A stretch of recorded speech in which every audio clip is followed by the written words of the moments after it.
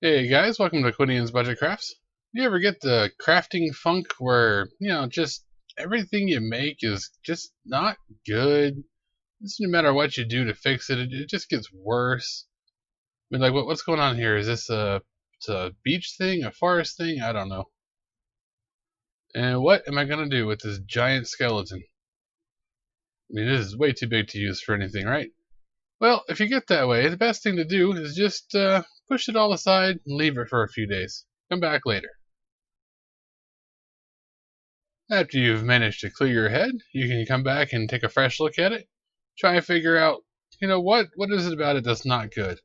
Like in the case of this little brazier here, the fire portion thing is just too small. That's what's making it look strange. I mean, the paint job's not great, but we can do something about that later. One habit I have is keeping all of my trash. This thing here is the hot end from a wood burner I had that broke. These little disc thingies on there look like they're just about the right size. All I really had to do was crush the central post enough to make it give up the disc, and I can slide it right off. There we go, that's a bit better. Now we're on to something. It's maybe just a little bit too big for this block. I think the block and the bowl should be about the same size, or the bowl a little smaller, but we're just going to roll with this. Just go ahead and rip out that old light. Now we can set this in there and see how it looks. Looks a whole lot better. As for the lights, you can use the tea lights from the dollar store, but I like this little pack of lights I got here off of Amazon. The bulb is just a little bit smaller, so unless you're trying to make something with a huge flame on it, then maybe go with the smaller ones. It just depends on what you want to do. So I'll just go ahead and re-Mod Podge and black paint the inside here. As for the foam itself, this is that 3/4 inch EPS foam like you'd use for the inside of a garage door or something. To put the bricks on, just draw them in with a Sharpie. It'll melt right through the foam. Go ahead and stick the light in there and then hot glue it in place. A little more glue and I can stick the bowl in there. This is some kind of shiny black sand from the dollar store. It works really good for like gravel, or in this case I'm using it for coals. We can give it a quick test with the battery to see what that's looking like. It's already a whole bunch better. With these wires, just figure out which one is positive, which one is negative, and then bend them according to how you plan to put the battery in. I'm putting my battery positive side up, so I want the negative lead to be really, really short, and then the positive lead to come around the top, so I can put it on the positive side. I'm not doing any switches or fancy wiring or anything, I'm just going with put the battery in there, and it's on.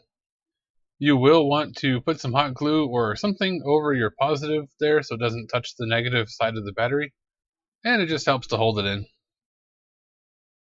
Gonna make some logs to put in this thing. If you use a pair of side cutters here, it clips it, like it pinches it off, so it kind of looks like it was cut with an axe, so that actually works pretty well. I think you guys have seen me do this on the cabin builds where I put some logs in the fireplace. Same idea, you just cut 2-3 of them, paint them brown, and then go back over them with some black and maybe a darker brown to give it the burnt look.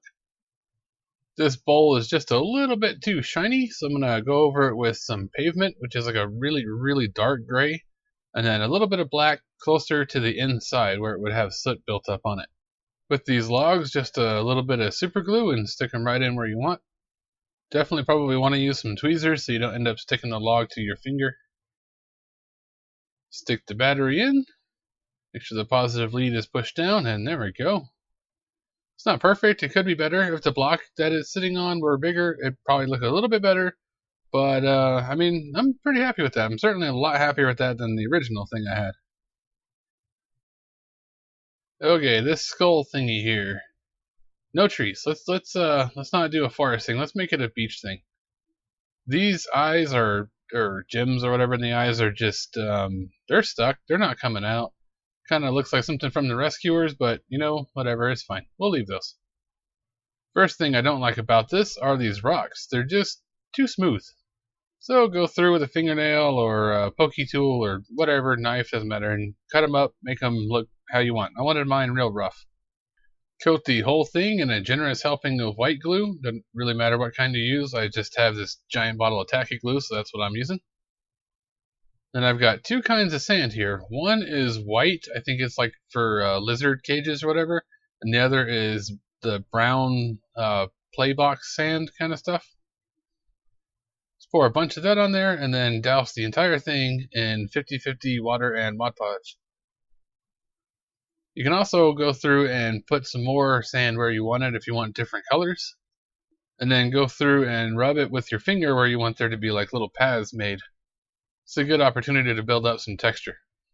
Once you're pretty confident that the sand is dry, you can go through and start painting. I'm just going to do the rocks up in gray, lighter gray, and white. That's how I always do stone. I am actually going pretty heavy on the antique white here though, because if you've been to the beach recently and seen any of the big rocks, a lot of them do have a lot of bright colors. Sometimes it's actually colors like green and blue and stuff, but I didn't want to put colors on here and start making things messy. Also, while I'm at it, go ahead and antique white this entire skull. If there were a giant skull sitting on the beach, it would definitely be bleached out. I also wanted to make sure that the cracks and stuff in the skull show up really well, and I wanted to sort of black out the area behind the eyes, so go in with some black wash and just go nuts. Once that's all dry, you can go in with some antique white on a sponge and go through and blot all around everywhere to get rid of the wash tide lines, whatever that's called. There we go. That's again, it's not great, but it's certainly a lot better than what I had started with, and I will actually use that, so I'm just gonna set that aside. As for the cardboard around the edges, you can go and fill that in with some hot glue or put some paper around it, something like that. I'm not real sure if I want to stick this to a board yet or what's going on. But after looking at it, I also thought, what good's a pirate treasure skull without treasure? Let's go ahead and fill in the inside of the mouth there with a bunch of white glue and dump in a bunch of glitter. And don't forget to glue all that glitter down so it doesn't get all over the place. Some watered down Mod Podge works pretty good. Hairspray works alright. Whatever method you prefer. Alright, so this giant rat is just way too big the way it currently is. So let's go ahead and take it apart. I think I want the skull, the hands, the tail, and the spine. Then just sort of lay it out more or less how you think it's going to look. And we'll hot glue those pieces down. And I'm thinking this thing should be a cave, so that means rocks, or cave walls, whatever. You, of course, don't have to have a hot wire table to do this, but I do have one. This is the cheap one. I've shown it before. You could use a knife. I do use a knife a little bit. Just cut the things into cave walls. What I did is I laid out the pieces sort of how I wanted them to be, and then when I cut the wall itself, I wanted it kind of wavy. That is easier to do with a hot wire than a knife.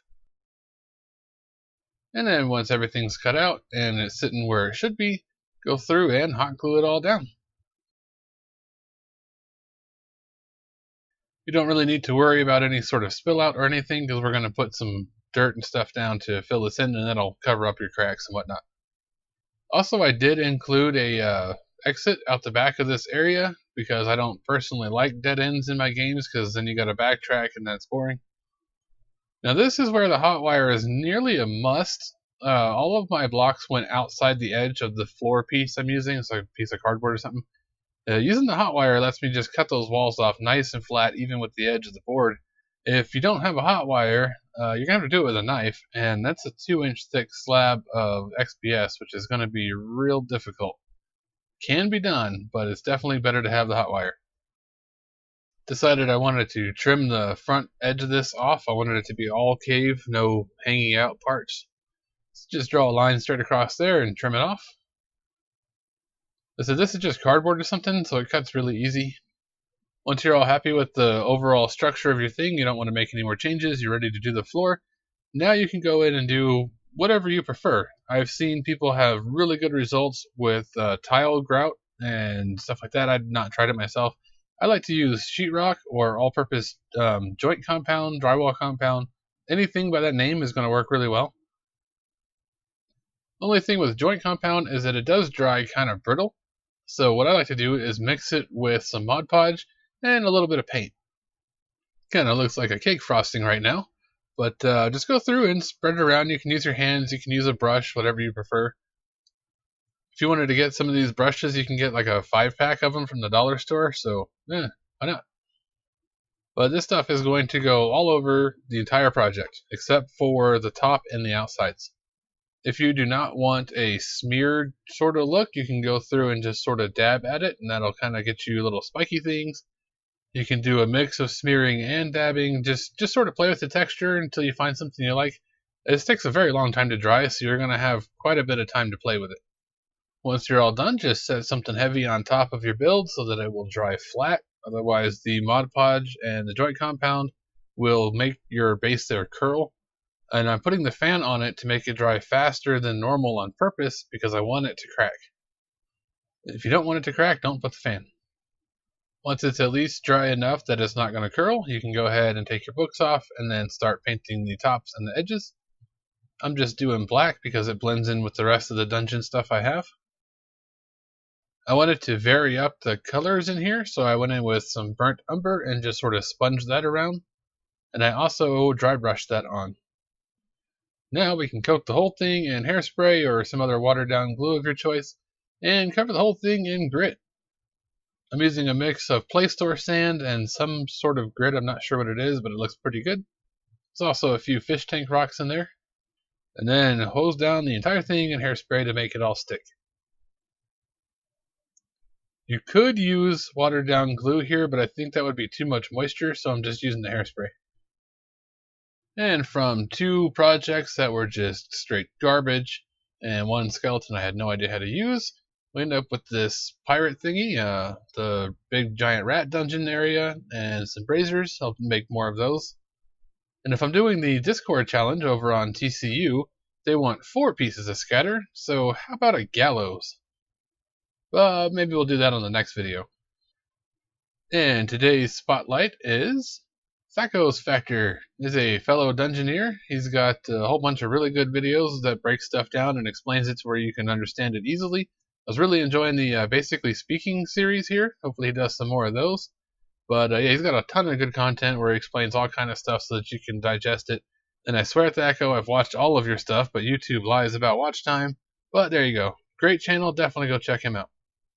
So that'll do it for this one, but there is a poll video I'd like you to go check out real quick. It's like a minute long. Link up in the top right.